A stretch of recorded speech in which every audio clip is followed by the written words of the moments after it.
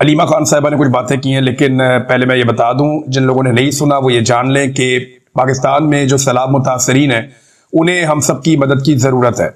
और मैं क्योंकि पाकिस्तान में मौजूद नहीं हूं तो हमने यहाँ से काम करने की जो है वो उठानी है, और कुछ NGOs के साथ मिलकर, जो लोग यहाँ बहुत अच्छा काम करते हैं उनके साथ मिलकर हम यहाँ से एक फंड रेजिंग करने जा रहे हैं। और पाकिस्तान में जो हमारी टीमें मौजूद हैं, बहुत बड़ी तादाद में लोग हैं, बड़े बेहतरीन लोग हैं, काबिल भरोसा लोग हैं, बहुत सारी तंजीमें, उनके साथ मिलकर हम सैलाब मुतासरीन की मदद करेंगे।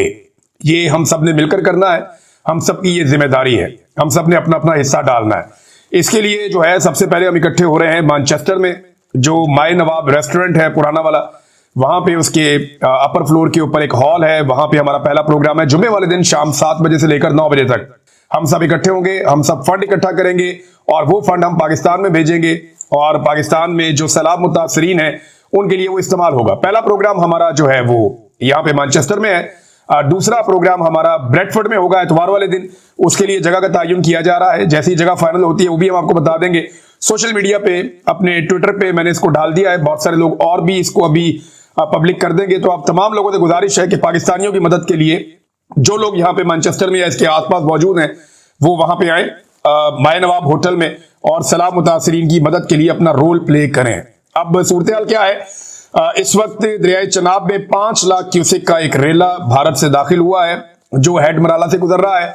और एक और चीज जो बड़ी अफसोसनाक पता चली आज ही, हमारी टीम के कुछ लोग पहुंचे और ये डिजिटल मीडिया से खबर आई है। पाकिस्तान का रवायती मीडिया तो आपको पता है सैलाब को कवर ही नहीं कर रहा।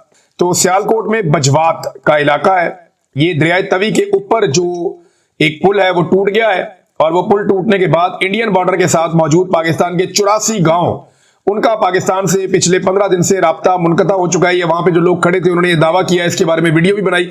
उस्मान चौधरी साहब वहां पे मौजूद थे, उन्होंने लोगों से बातचीत की है। वो बड़ी मुश्किल में है लोग, उन तक इमदाद पहुंचाने के लिए कश्तियां चाहिए, उन तक इमदाद पहुंचाने के लिए बेड़ियां चाहिए, और कुछ रास्ते जो है वो बहुत दूर है और लगातार बारिश जो है वो होती रहती है और पानी का बहाव बहुत तेज है, तो इसलिए बहुत सारी मुश्किलात है। 2 लाख की आबादी है जो उस तरफ मौजूद है, मकामी लोगों ने जो बताया उसके मुताबिक। तो ये एक अफसोसनाक सूरत हाल है। मैं आपको चनाब और तवी का बता रहा था। दरियाए झेलम में अभी फ्लो पाकिस्तान में पानी का बढ़ेगा क्योंकि भारत की जानिब बहुत शदीद बारिशें जम्मू के इलाके में और अपर एरियाज में हो रही हैं। जबकि मैंने चेक किया हिमाचल के इलाके में और जो भारतीय पंजाब है वहां पे भी बारिश आज के दिन भी जारी रहेगी, कल भी बारिश का इम्कान है। तो इस तरह लगातार बारिशें होने की वजह से दरियाए रावी में और दरियाए सतलुज में पानी का बहाव जारी रहेगा। दरियाए रावी जो है वो कुछ हद तक वहां मामला थमे है, यानी सैलाब मौजूद है, पानी बहुत फ्लो के साथ जा रहा है, लेकिन अभी फिलहाल वो पानी एक जगह पे सस्टेन किया है। जो उसके बढ़ने की एकदम शरह थी वो कुछ देर ऐसा लगता है कि अब रुकी है। जब तक नीचे से बारिश नहीं होती या मजीद पानी नहीं छोड़ा जाता तब तक हम ये कह सकते हैं। लेकिन दरियाए सतलुज में 3 लाख क्यूसेक का एक रेला अभी इस वक्त चल रहा है और वहां पे बारिशें लगातार हो रही हैं और बहुत बड़े पैमाने पर मजीद पानी दरियाए सतलुज में दाखिल होगा। दरियाए चनाब ने कितनी तबाही मचाई है, इसके लिए मुझे एक वीडियो भेजी कुछ दोस्तों ने, वो वीडियो देखी मैंने और उसके बाद कुछ और वीडियो मैंने सोशल मीडिया पे भी देखी। फिर जो डिफरेंट नुमाइंदे हैं मीडिया के उनसे मैंने बात की तो उन्होंने बताया कि जी जमीनें ना सिर्फ खड़ी फसलें तबाह हो गई हैं बल्कि जमीनें भी तबाह हो गई हैं। वो कैसे? जिस जगह पे चावल की फसलें मौजूद थी, और याद रखिएगा चावल की फसल बड़ी जरखेज जमीन पे होती है, गंदम आप बहुत सारी और जगहों पे भी ले लेते हैं, लेकिन चावल की फसल के लिए मखसूस जमीन होती है जहां पे अच्छा चावल पैदा होता है। तो जहां चावल की खड़ी फसलें थी वो सारी की सारी पानी में डूब गई और 10-10 फुट 15-15 फुट पानी आया, बाद जगहों पे इससे भी ज्यादा पानी आया। तो जब ये फसलें डूब गई तो उसके बाद पानी उतरने के कुछ एरिया से पानी उतरा है, वो दरिया के अंदर गया। जहां पानी उतरा कुछ इलाकों में, वहां की फुटेज में देख रहा था कि वहां पे जमीन पे 2 फुट से लेकर 5 फुट तक रेत इकट्ठी हो गई है। कई जगहों पे जहां फसल होती थी वो फसल नजर ही नहीं आ रही, वहां ऐसा लगता है रेत का टीला है कई मुरब्बे तक, बहुत लंबे लंबे सैकड़ों एकड़ तक जो है वो रेत का ऐसा लगता है टीला, सिर्फ रेत थी यहां पे। और इतनी रेत जमा हो गई है कई इलाकों में जिस रेत को उठाने में या निकालने में वो मुमकिन ही नहीं है। जरखेज जमीन लोगों की नीचे चली गई है। ना सिर्फ फसलें तबाह हो गई, वहां पे जितने ट्यूबवेल लगाए गए थे वो सारे तबाह हो गए, जितना पानी का बंदोबस्त किया था वो सारे तबाह हो गए, जितने खाले थे वो तबाह हो गए, जो इन्होंने छोटे मोटे स्ट्रक्चर अपनी अद्वियात और खाद्य और बाकी चीजें रखने के लिए बनाए होते हैं वो भी तबाह हो गए, और जहां ये अपनी फसल या जानवरों का चारा वो स्टोर करते हैं वो भी बहकर चले गए। अब गायों भैंसों के लिए तूरी भी मौजूद नहीं है। ये हालात पैदा हो चुके हैं। सर्दियों में बड़ी दिक्कत आने वाली है। जानवरों को चारा कैसे खिलाएंगे, ये बहुत बड़ी आजमाइश है जो पाकिस्तानी इस वक्त जिससे गुजर रहे हैं, खासतौर पे पाकिस्तान के किसान। और जमीनों की तबाही हो गई है, अब आगे गंदम कैसे लगाएंगे। जो आदादो शुमार है वो क्या बता रहे हैं, जरा ये आप देखें। जो आदादो शुमार है वो ये बता रहे हैं कि हमारी फसलें कितनी तबाह हुई। 60% हमारा चावल तबाह हो गया, 30% हमारा गन्ना तबाह हो गया पाकिस्तान पूरे का, और जो कपास की पैदावार है उसमें 35% कमी मुतवक्के है। और ये सैलाबी रेलों से जो हजारों एकड़ खड़ी फसलें तबाह हुई हैं, एक बहुत बड़ा ज़रूरी बहरान आ रहा है और इसका नुकसान जो है वो पाकिस्तान को होगा, पाकिस्तान की मईशत को होगा। चावल जिसे हम एक्सपोर्ट करते हैं, अब कैसे करेंगे, हमारे पास तो अपनी जरूरत का नहीं है। अब बाकी चीजें जो हम एक्सपोर्ट करते हैं अपनी जरूरत की नहीं है। और चीनी की कीमत हमें लगता था कि एक नई जब आ जाएगी फसल गन्ने की और नवंबर दिसंबर में जब मिलें खुलेंगी तो शायद चीनी की कीमत नीचे जाए, लेकिन अब वो भी नहीं जाएगी। आपका गन्ना जो है उसकी एक बड़ी मिकदार तबाह हो गई है और अभी पूरे आदादो शुमार भी आपके पास नहीं है। तो ये तबाही, और किसान किस तरह गंदम लगाएगा, पहले ही किसान को बहुत बुरी तरह बर्बाद किया, ये वो बड़े सवाल आते हैं जिनके जवाब हमारे पास अभी नहीं है। और बदकिस्मती से पाकिस्तान में जो जाली हुकूमत बिठाई गई है उनके पास भी इनमें से किसी बात का जवाब नहीं है। मिसाल के तौर पे ये गंदम का और आटे का एक नया स्कैंडल आ गया, ये मैं आपके सामने अभी रखता हूं। देखें, गंदम के बाद पंजाब में 2 रोज में आटे और मैदे की कीमत में भी 3000 रुपए का इजाफा हो गया है। ये जो 5000 वाला थैला था आटे का, बड़ा थैला, ये अब 8000 रुपए का हो गया, और मैदे का जो 6000 वाला थैला था वो 9000 रुपए का हो गया। और ये बाकायदा जर्नलिस्ट इसको रिपोर्ट कर रहे हैं पाकिस्तान में से, और किसानों के ऊपर ये मुकदमे दर्ज करते थे, जी आपने महंगी गंदम बेच दी है, किसानों को जो है पर्चे हो रहे हैं, FIR हो रही है, परेशान किया जा रहा है, हिरासा किया जा रहा है। लेकिन आज माफिया गंदम रख के बैठा हुआ तो कोई नहीं पूछ रहा। दुनिया का वो कौन सा कारोबार है जहां पे पैसा दुगना हो जाता है 2 महीने में। तो ये पाकिस्तान की जो टिकटॉकर हुकूमत है पंजाब की, उन्होंने एक कारोबार मुतारिफ करवाया कि किसान को परेशान करो, उसकी गंदम ओने पोने खरीदो और 2 महीने के अंदर उस गंदम की कीमत डबल करके जो सरमायादार है उसको फायदा पहुंचा दो। ये काम किया मरियम नवाज। और अब रोटी महंगी होने जा रही है तो ये कह रहे जी हम सब्सिडी देंगे। इसी सब्सिडी को मरियम नवाज हराम करार देती थी। वो ये कहती थी कि ये सब्सिडी नहीं देनी, इसमें करप्शन होती है, इसमें बेईमानी होती है, इसमें फ्रॉड होता है। तो किसान को सब्सिडी देने से इनकार किया, किसान को सस्ती खाद नहीं दी, किसान को सस्ती अद्वियात नहीं दी, किसान को सस्ती बिजली नहीं दी, किसान को कोई सहूलत नहीं दी। और अब वो सब्सिडी देना चाह रहे हैं जनाब उनको जो सरमायादार हैं कि जनाब सब्सिडी ले लें और जरा रोटी सस्ती रखें, क्योंकि मरियम नवाज की जिद है कि उसने रोटी सस्ती बेचनी। भाई किसान को आपने मार दिया, जो पाकिस्तान की आबादी का एक बड़ा हिस्सा है, वो बेचारे के अपने दाने डूब गए, जो उसने बचा के रखे हुए थे वो भी डूब गए, उसका अपना घर भी डूब गया। और अब जब बाजार में वो उसी सरमायादार से, यानी जिस किसान ने जिस सरमायादार को अपनी गंदम 2000 में बेची है, वो उससे 4000 में खरीद के लाएगा वापस। अंदाजा करें आप, सिर्फ अपने इस्तेमाल के लिए। ये इन्होंने डकैती मारी किसान के ऊपर और किसान का बेड़ा गर्क कर दिया इन्होंने। अब धड़ाधड़ ऑफर दे रहे हैं, जनाब हम आपको सब्सिडी दे देते हैं, तो किसानों पर मुकदमे दर्ज करते रहे हैं और सरमायाकारों को ये सहूलत कारियां कर रहे हैं। यही इनका तरीकेकार है, ऐसे ही ये मुल्क को चलाते और ऐसे ही चलाते रहे। और रेस्क्यू का इनका काम कैसा है, कोई रेस्क्यू वेस्क्यू नहीं कर रही है, ये सिर्फ और सिर्फ अवाम को चूना लगा रहे हैं। ये टिकटॉक्स बना रहे हैं, कभी बच्चों के बीच में जाके बैठ जाते हैं, कभी खवातीन के बीच में जाके बैठ जाती हैं, कभी जाली जो है स्टेज ड्रामे का एक पूरा वो स्टेज बना दिया जाता है। यानी मुतासरीन कहीं से लाए जा रहे हैं, इलाका कोई और है, बल्कि वो मुतासरीन भी नहीं है जिनको लाके बिठाया जाता है।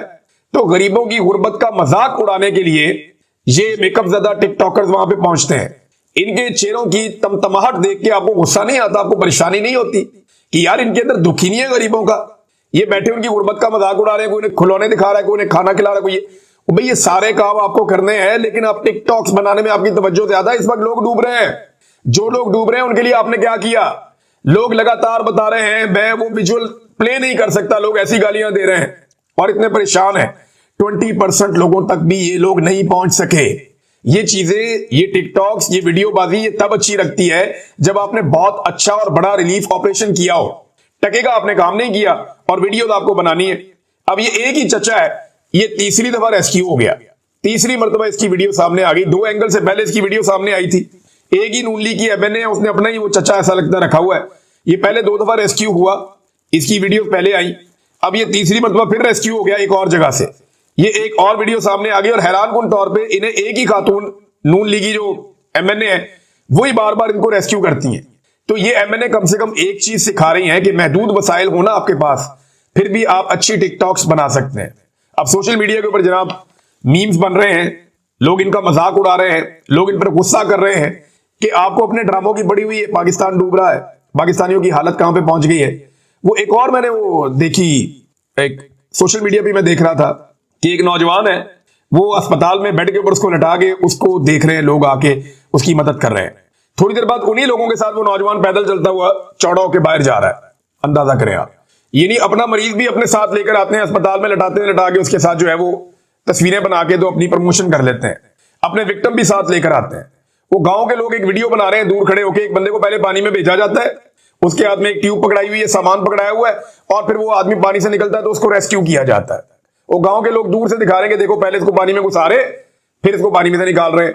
ये लाहौर के पास साइफन के बाद वहां पे इमदाद के लिए उन्होंने कहा चारा देंगे हम आपको जानवरों का। वो लोग बेचारे जिनके इलाके फसलें सब डूबी हुई हैं वो पहुंच गए, उनको चारा देने के लिए दिखावे की वीडियो बनाई, उनकी शक्लें जो है वो सारी दुनिया को दिखा दी, उसके बाद उन्हें चारा भी नहीं दिया। वो वहां खड़े होकर बेचारे गालियां दे ले, बुरा भला कह रहे कि यार खुदा का नाम है हमारी बेइज्जती तो ना करो, तुम बुलाते हो हमें देते भी कुछ नहीं और हमारी बेइज्जती भी करते हो, सारी दुनिया को दिखाते भी हो। ये जिम्मेदार लोग हैं, ये पूरे पाकिस्तान को खिलाते हैं। ये मांगने वाले नहीं है जो आप इनकी तस्वीरें और वीडियो यूं बना रहे हैं, ये मांगने वाले नहीं है, आपके बहन भाई हैं, इनकी इज्जत करें आप। किसी की 80 एकड़ जमीन है, किसी की 100 एकड़ जमीन है, किसी की 500 एकड़ जमीन भी है, बेचारे जमीन पे मुझे खातून ने फोन किया, उन्होंने कहा जी 80 एकड़ जमीन है और खाने के लिए कुछ नहीं है, ये सूरत पैदा हो गई है और सारा कुछ डूब गया, रातों रात पानी आया, हम वहां से अपना सामान छोड़ के भागे अपने इलाके से। हुकूमत ने उन्हें खबरदार भी नहीं किया कि अपना सामान ही निकाल लो, हालांकि 1 महीना पहले से लोग खबरदार कर रहे थे, रिपोर्टें मौजूद हैं। तकरीबन 1.5 हफ्ता पहले तो वो जो और अब्बास बप्पी साहब है उन्होंने बताया था कि पानी बहुत बड़े रेले आने वाले, पानी की तैयारी करें आप, सेनेट में खड़े होकर बताया, फिर भी किसी ने तवज्जो नहीं दी। तो नादरीन ये है पाकिस्तान के अंदर फ्लड की सूरत हाल और उसके लिए जो रिलीफ वर्क हो रहा है उसकी सूरत हाल। अब आ जाए आप एक और चीज पे, अलीमा खान इमरान खान साहब की बहन है, उन्होंने बड़े इंकशाफात किए हैं और वो ये कह रही है कि एस्टेब्लिशमेंट ये साबित करने की कोशिश कर रही है कि इमरान खान को कुछ हो गया है, ताकि कल ये कहना आसान हो कि इमरान खान बीमार थे, खुद ही कुछ हो गया है। इमरान खान पर ये पहले भी गोलियां चला चुके हैं। 2 हफ्ते कबल अहम तरीन जराए का हमसे राब्ता हुआ और कहा गया कि इमरान खान की आइसोलेशन में हालत बहुत खराब हो गई है और खुद से बातें करने लग गए हैं। ये भी एजेंसियां ही खबरें दे रही थी।